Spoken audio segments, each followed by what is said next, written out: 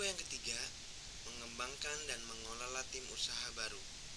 Unit usahanya Mansiman Seafood, produk jasa menyediakan makanan dan minuman siap saji. Di sini ada langkah, kriteria kerja, dan hasil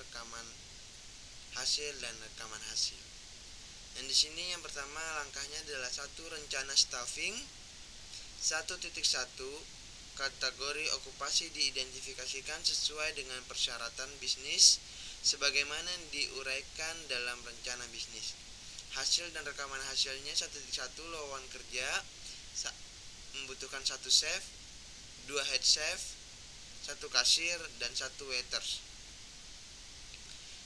2.2 Tanggung jawab okupasi diidentifikasikan untuk bertanggung jawab sesuai SOP yang sudah ditentukan manajemen Seafood.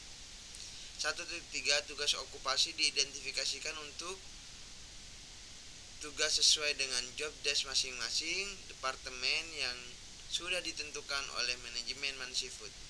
1.4 Persyaratan okupasi. 1 pria atau wanita maksimal umur 26 tahun untuk kasir dan waiter. Untuk chef dan head chef maksimal umur 35 tahun. Pengalaman di bidang yang dipilih minimal 1 tahun. Minimal SMA dan SMK sederajat. Yang keempat, memiliki SKCK dan NPWT masih aktif. Yang kelima, domisili Jakarta. 1.5 Pelatihan yang sudah ditentukan oleh SKKNI untuk chef dan head chef. Untuk waiter dan kasir, pelatihan dilakukan 1 minggu untuk melatih kinerja karyawan baru agar memenuhi standar SOP restoran. 1.6 Di sini jumlah tenaga kerja diidentifikasikan. Jumlah tenaga kerja 16 orang, 7 untuk chef dan head chef, 3 untuk kasir, 6 untuk waiter dan waiters. Untuk 1.7-nya perkiraan mulai bekerja, jam kerjanya 9 jam, shift 1 dari jam 7 sampai jam 4 sore, shift 2-nya dari jam 4 sore sampai jam 12 malam. Untuk poin 1.8 FTE full time equivalent diidentifikasikan untuk setiap okupasi. Waktu kerja karyawan semuanya sama 9 jam. Perkiraan durasi kontraknya, kontrak kerja selama 2 tahun kurang lebih. Jika kinerja bagus biasanya dipertimbangkan lagi dan biasanya juga akan dipertahankan jika kinerja karyawan itu bagus. Di sini yang kedua ada rekrutmen pelantikan, pelatihan, dan mempertahankan tim. 2.1 Rencana seleksi dibuat berdasarkan kriteria seleksi, kebutuhan bisnis, dan persyaratan hukum.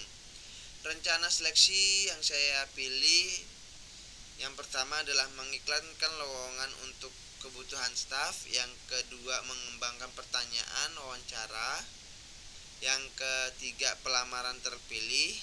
Yang keempat, jadwalkan wawancara dan beritahu orang yang relevan tentang waktu, tanggal, dan tempat. Jadi ini adalah susunan acara untuk merekrut karyawan baru nantinya. Yang kedua adalah 2.2 Proses seleksi dilakukan sesuai dengan kebijakan dan prosedur bisnis. Proses seleksi mencangkup yang pertama ada proses wawancara dan melihat kandidat berdasarkan kriteria seleksi yang disepakati. Yang kedua ada diskusi penilaian dengan anggota panel seleksi lainnya.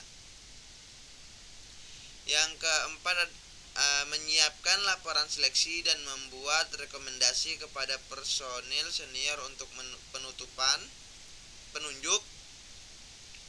Yang kelima, melengkapi dokumentasi yang diperlukan sesuai dengan prosedur organisasi dengan memperhatikan kerahasiaan dan persyaratan privasi.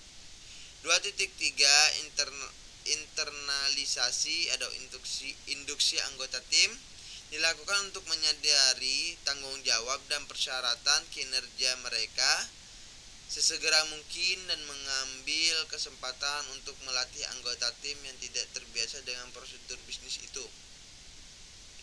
Internalisasi atau induksi anggota tim mencangkup yang pertama menyediakan kandidat yang berhasil dengan kontrak kerja dan kombinasi lainnya. Yang kedua memberitahu manajer dan tim kerja tentang penunjuk baru. Yang ketiga memberitahu manajer dan staf tentang tanggal mulai kandidat dan membuat peraturan administratif yang diperlukan untuk pembayaran dan pencatatan karyawan. Yang keempat, mengatur pelantikan kandidat yang berhasil sesuai dengan kebijakan organisasi. Langkah yang ketiga adalah memenuhi kewajiban hubungan industrial. 3.1. Hak dan kewajiban di tempat kerja dari pemberi kerja dan karyawan diidentifikasikan sesuai dengan persyaratan hukum dan kode praktik. Hak dan kewajiban di tempat kerja dari pemberi kerja dan karyawan mencangkup hak yang pertama adalah hak memperoleh upah, yang kedua ada hak mendapat pelatihan kerja, yang ketiga ada hak penempatan tenaga kerja, yang kelima ada hak hak memiliki waktu kerja yang sesuai, yang keenam ada hak mendapatkan kesehatan dan keselamatan, yang ketujuh ada hak mendapatkan kesejahteraan, yang kedelapan ada hak untuk cuti. Untuk kewajibannya ada 3. Yang pertama kewajiban ketaatan, kewajiban konfidensialitas, yang ketiga kewajiban loyalitas. 3.2.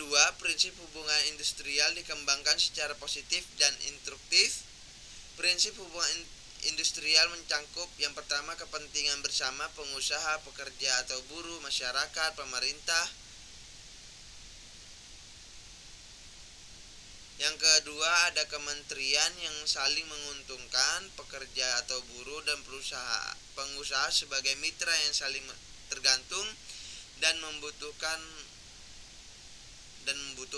Yang ketiga adalah hubungan fungsional